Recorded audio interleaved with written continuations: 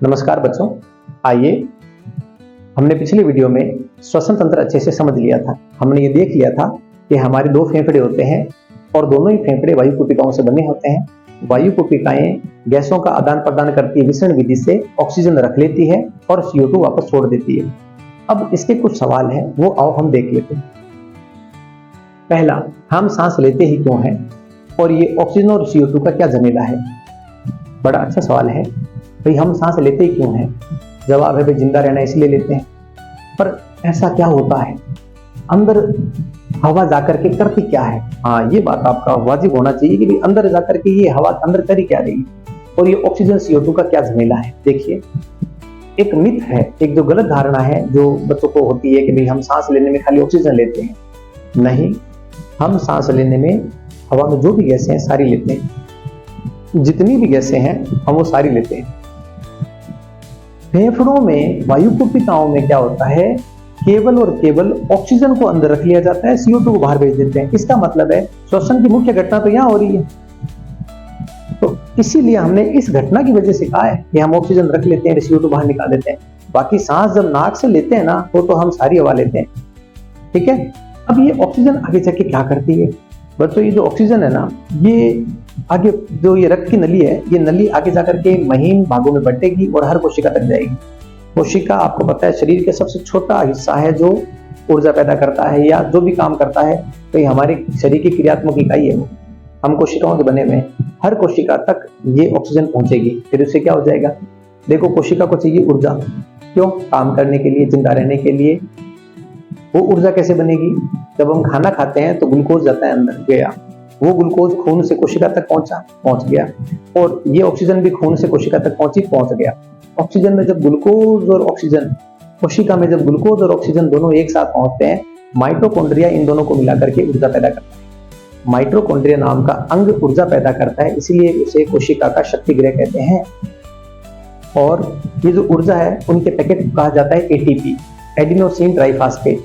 ऊर्जा के जो पैकेट हैं यही काम आते हैं ऊर्जा बनाने में, या कोशिका के जितने भी काम है सब यही होते हैं। तो अब आपको जवाब मिल गया कि हम सांस लेते ही क्यों हैं, ताकि हमें ऊर्जा मिल सके, ग्लूकोज का ऑक्सीकरण कर सके, ठीक है, और रक्त को शुद्ध कर सके। अगला क्वेश्चन, जिनमें फेफड़े नहीं होते वो कैसे सांस लेते हैं? हाँ भाई, जिनमें फेफड़े नहीं होते क्या उनमें सांस नहीं होता है? होता है। सब जीवों को ईश्वर ने अपने अपने कोई ना कोई अंग दे रखे हैं। जैसे मान लीजिए, जिन जीवों में फेफड़े नहीं होते, केंचुए में फेफड़े नहीं होते, तिल चट्टे में फेफड़े नहीं होते, जिनमें फेफड़े नहीं होते तो उनमें कोई और अंग होता है। केंचुआ अपनी त्वचा से सांस लेता है, तिल चट्टा भी एक श्वास प्रणाल तंत्र पाया जाता है, उससे सांस ले लेता है। मछलियों में फेफड़े नहीं होते, पर मछलियों के अंदर बुक लंग्स नाम का एक अंग होता है, जिसे हिंदी में कहते हैं गलफड़े, वो उससे सांस लेती है। तो प्रकृति में अलग अलग तरह के जीव होते हैं।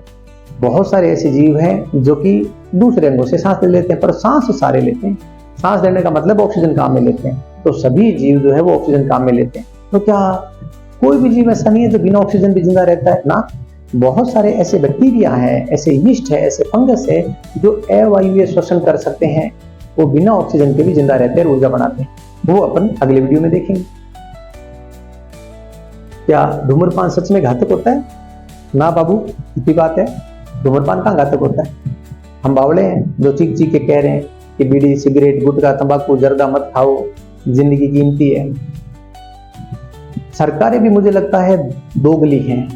सरकार एक तरफ तो फोटो बना दिया है गुटखे के ऊपर, सिगरेट के पैकेट पर फेफड़े का फोटो है और वो उसमें कैंसर आया हुआ है। वो फोटो इतना ज्यादा दर्दनाक है कि सरकार को तो ये लगा कि इस फोटो को देख के आत्मा कांप जाएगी। पर मेरे गांव के लोग तो और भी मजाक किया है, वो दुकान पे जाके कहते हैं, ओ भाई जी, असली दे फोटो होना चाहिए जिसमें फेफड़ा गड़ा हुआ है। उनको लगा कि सरकार ने इसका बेंचमार्क बना रखा है कि जिसमें ये फोटो है वो असली तंबाकू है। देखो, तंबाकू पीना यानी कि हुक्का, बीड़ी, सिगरेट आदि पीना, ये जो धुआं है ना, ये सारा का सारा वायु कुपिकाओं में जाकर के जमने लग जाता है।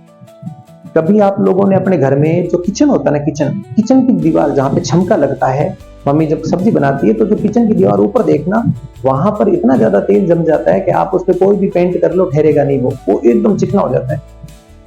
उसी तरीके से जो धुआं है, क्योंकि वो धुआं जम गया वहां पे, जो धुआं है ना वो हमारी वायु कुपिकाओं में इतना जम जाता है कि बाद में वो वायु कुपिकाएं बेकार हो जाती है। आप सांस लोगे तो भी वो वायु कुपिकाएं कोई काम नहीं करेगी। तो इसका मतलब है धूम्रपान करने वाले व्यक्ति की एक तो सांस लेने की कैपेसिटी घट जाएगी, ठीक है, और धीरे धीरे लंग्स के कैंसर होने की संभावना भी रहती है। तो ये देखा गया है कि 100 में से 90 फेफड़ों के कैंसर के मरीज पहले धूम्रपान करते थे।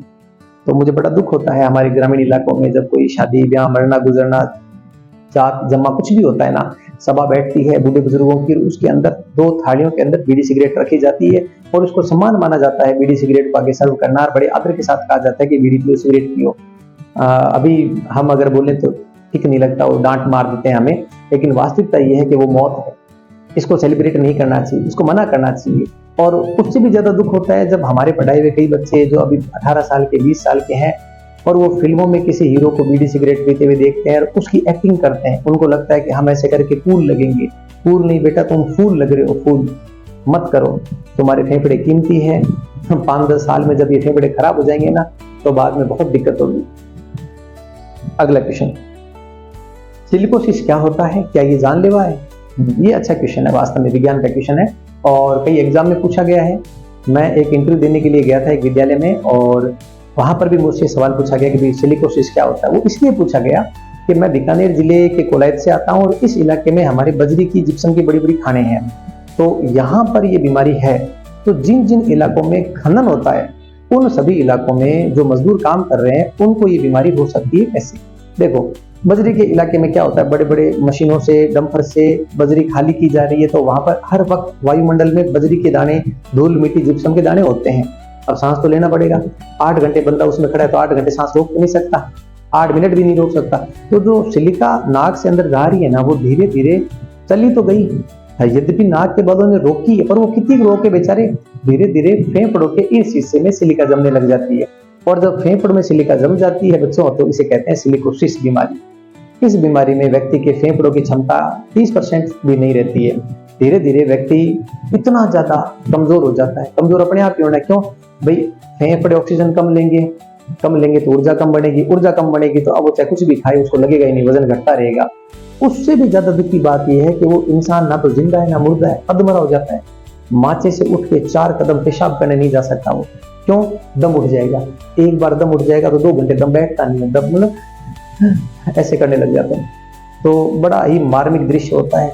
मेरा आप सभी से निवेदन है बच्चों, एक तो आप पढ़ो लिखो ताकि आपको ऐसे धंधे में ना जाना पड़े, और दूसरी बात है सरकारों को भी ये होना चाहिए कि भाई वो खदान मालिकों को कहे कि भाई सुरक्षा के मापदंड और स्ट्रिक्ट करो, मजदूरों को अच्छे मास्क पहना के रखो ताकि सिलिका अंदर ना जाए। और ऐसे व्यक्ति जिनको सिलिकोसिस हो गया है, पूरा परिवार उनके भरोसे था, वो जवान व्यक्ति 35 साल के आदमी को सिलिकोसिस हो गया, 70 साल की उम्र है, निकालेगा क्या 70 साल? तो नहीं निकालेगा। और घर वाले दुआ करते नहीं निकाले तो ठीक है, उसको देख देख के पूरा परिवार मर जाता है बेचारा। क्या किया जाए? उनको आर्थिक संबल दे। यद्यपि सरकार ने स्कीम निकाल रखी है सिलिकोसिस के मरीजों के लिए, परंतु वो नाकाफी है। अगला है अस्थमा क्या होता है। देखिए प्यारे बच्चों, अस्थमा सिलिकोसिस से अलग है। सिलिकोसिस तो एक ऐसी बीमारी है जो सिलिका डिपोजिशन से होती है। अस्थमा एक प्रकार की एलर्जी है। जब किसी व्यक्ति को ठंड से, फूल के परागकणों से या किसी जानवर के बालों से, धूल मिट्टी से, किसी भी चीज से जब एलर्जी हो जाती है तो वो जैसे ही खुशबू नाक से होती हुई श्वास नली में जाती है ना, तो एक नॉर्मल श्वास नली का साइज ऐसा होता है, लेकिन जैसे उसमें एलर्जी के कण पहुंचते हैं श्वास नली उससे तुरंत प्रभाव से एलर्जी हो जाती है उसमें, और वो संकुचित हो जाती है और उसमें सूजन आ जाती है और ये छेद बंद हो जाता है, इतना सा रह जाता है। अब ये जब छेद ऐसे बंद हो गया ना तो प्यारे बच्चों अब ये वैसा ही है। अब सांस कैसे आएगा? अब ये व्यक्ति जब सांस लेगा तो सीटी बजने की आवाज आएगी। ये जो आवाज है ये अस्थमा की पहचान है। ऐसे मरीजों को डॉक्टर एक खास प्रकार का पंप देता है, रोटा हेलर या पंप देता है, वो ऐसे मुंह पे लगा करके पंप कर लो। वो दवाई जब यहाँ जाती है तो इन कोशिकाओं को धीरे धीरे थोड़ा उत्तेजना शांत की जाती है और ये नॉर्मल हो जाती है, तो व्यक्ति को थोड़ा सांस आराम से आता है। मैं सच कहता हूं बच्चों, इस संसार में सबसे कीमती श्वास है और कुछ भी नहीं है। ये सोना चांदी, आईफोन, कारें, रोल्स रॉयस सब झूठी बातें हैं। अमीर से अमीर आदमी को अगर सांस कठिनता से आ रहा है ना तो वो भी गीत गाएगा कि मेरे को बस सांस आराम से आ जाए। ठीक है। अच्छा, अस्थमा के मरीज की मैं आपको एक दो उदाहरण दूं, एक दो फिल्में आप थोड़ा सर्च करना। एक मूवी है खाकी, खाकी मूवी में अमिताभ बच्चन पुलिस की एक अधिकारी की भूमिका में है और वो एक अपराधी के पीछे दौड़ रहे हैं। दौड़ते दौड़ते आगे क्या होता है कि उनको सांस उड़ जाता है, अस्थमा का अटैक आ जाता है, बुरी तरीके से हाथ में लग जाते हैं। अपराधी तो दौड़ जाता है और वो अपनी जेब से पंप निकाल करके दबाते हैं और नॉर्मल हो जाते हैं। तो वहां से आप अस्थमा का थोड़ा सा झलक ले सकते हो। एक मूवी और मेरे को ध्यान में आ रही है, क्योंकि खाकी मूवी तो बड़ी पुरानी मूवी है, वो हमारे युवा अवस्था में, युवा तो मैं अभी इतना बूढ़ा तो नहीं हुआ हूँ, लेकिन हमारी किशोर अवस्था में आई थी सन 2000 के आसपास। अभी गुजरे सालों में एक मूवी आई थी दबंग। जो दबंग 1 है ना, उसके अंदर सलमान खान की माँ की भूमिका में थी डिम्पल कपाड़िया। तो जो हमारे जो सोनू सूद भाई साहब हैं, वो जब वहां आते हैं और वो उनको धमकाते हैं, उनको अस्थमा का अटैक आता है, वो जैसे ही पंप को लेने लगती है, वो पंप को लात मार के दूर कर देता है और धीरे धीरे वो महिला जो है गुजर जाती है। तो अस्थमा का अटैक ऐसा होता है। बाकी ये मुझे ऐसा लगता है कि बहुत ज्यादा कोई जानलेवा बीमारी नहीं है, आप इसके साथ में भी जीवन बिता सकते हो। बस थोड़ा सा जिन चीजों से अस्थमा का अटैक आ रहा है उनसे दूरी रखिए। कमरा बंद करके हीटर जला करके क्यों नहीं सोना चाहिए? हाँ ठीक है, अच्छा सवाल है।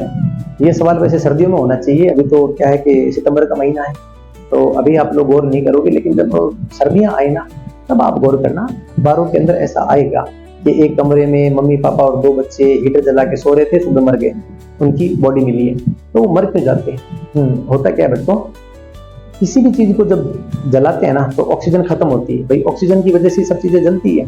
हीटर जो जलता है वो भी धीरे धीरे ऑक्सीजन की मात्रा घटाता है। जब कमरे में ऑक्सीजन की मात्रा घटेगी तो पहले तो जब जलने से बन रही थी कार्बन डाइऑक्साइड, और अब बन रही है कार्बन मोनोऑक्साइड। ऑक्सीजन की कमी में यदि कोई चीज जलती है तो कार्बन मोनोऑक्साइड बनती है। तो इस तरीके से कार्बन मोनोऑक्साइड बनती है। कार्बन मोनोऑक्साइड बहुत ज्यादा जहरीली है। तो उससे भी ज्यादा चिंता की बात क्या है कि कार्बन मोनोऑक्साइड हीमोग्लोबिन से दुगनी तरीके से जुड़ती है। ऑक्सीजन, अगर ऑक्सीजन और कार्बन मोनोऑक्साइड दोनों खड़े हैं ना, तो हीमोग्लोबिन पहले कार्बन मोनोऑक्साइड से जुड़ेगा, ऑक्सीजन से नहीं जुड़ेगा। तो इसका मतलब है कि अगर कमरे में कार्बन मोनोऑक्साइड बन गई है ना, तो फिर धीरे धीरे हमारे ब्लड में कार्बन मोनोऑक्साइड आने लग जाएगी और वो जहरीली गैस है और हमारी मौत हो जाएगी। हम नींद में मर जाएंगे भाई साहब, दम भी नहीं घुटेगा, हमें पता भी नहीं लगेगा।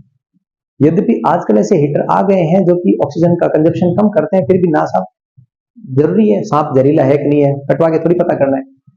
हाँ, ये घटनाएं ज्यादा कब होती थी, जब कोयले की सिगड़ी जलाते थे ना, वो तो श्योर ही था कि उसमें तो कार्बन मोनोऑक्साइड बनती थी।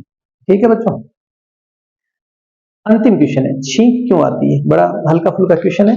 छींक आने का एक ही कारण है बच्चों, हमारे नाक पर जब कोई बाहर धूल मिट्टी का कण जाकर के चिपकता है तो नाक की त्वचा बड़ी संवेदनशील होती है। आंतरिक त्वचा पर वो जाके चिपकता है तो वहां पर थोड़ी संवेदना पैदा करता है, थोड़ी गुदगुदाहट, फुसफुसाहट होती है। अब जो कंपन होता है ना, तो उसकी वजह से नाक की त्वचा उसको बाहर निकालना चाहती है और वो पूरी ताकत लगा करके फेफड़े से हवा बाहर फेंकती है। इसे हम कहते हैं छींक आना। छींक आना एक प्राकृतिक घटना है, आप चाहकर भी असली छींक नहीं ले सकते, जब आपको आएगी तभी वो आएगी। नकली छींक पता लग जाता है कि छींक नकली है। मेरे प्यारे बच्चों, मैंने इस वीडियो में पूरा प्रयत्न किया है कि आपको बोर हुए बिना मोटा मोटी श्वसन तंत्र के बारे में समझा सकूं। ये चित्र आपको अभ्यास करना है बार बार। वायु कुपिकाओं पर थोड़ा ज्यादा ध्यान देना है, क्योंकि वायु कुपिकाएं ही श्वसन स्थल है मूलतः। अब ये वायु कुपिकाएं, हमारे फेफड़े तो इतने सही है, लेकिन हमारी पूरी बॉडी के लिए रक्त शुद्ध करती है। कैसे? कि वायु कुपिका जो है ना, वो अब अंदर से पूरा सतही क्षेत्रफल बढ़ा देती है। भाई वायु कुपिका जो है ना, वो एकदम गोल गुब्बारे की तरह है और उसका हर एक हिस्सा ऑक्सीजन का आदान प्रदान करता है। तो देखो, इसमें हजारों वायु कुपिकाएं सब आदान प्रदान कर रही है। आप मन लगा के पढ़िएगा, मेरे वीडियो देखते रहिएगा। अगर आप विद्यार्थी नहीं हो, मेरे वीडियो मनोरंजन के लिए देख रहे हो, तो मैं आपका बहुत बहुत धन्यवाद दूंगा। पर प्लीज मेरे जो ये वीडियो हैं वो कक्षा 10 के बच्चों तक पहुंचाओ। ग्रामीण क्षेत्रों में ऐसे बहुत सारे विद्यालय जहां पर विज्ञान के अध्यापक नहीं है, मैं उन्हीं बच्चों के लिए बना रहा हूं। बहुत बहुत धन्यवाद।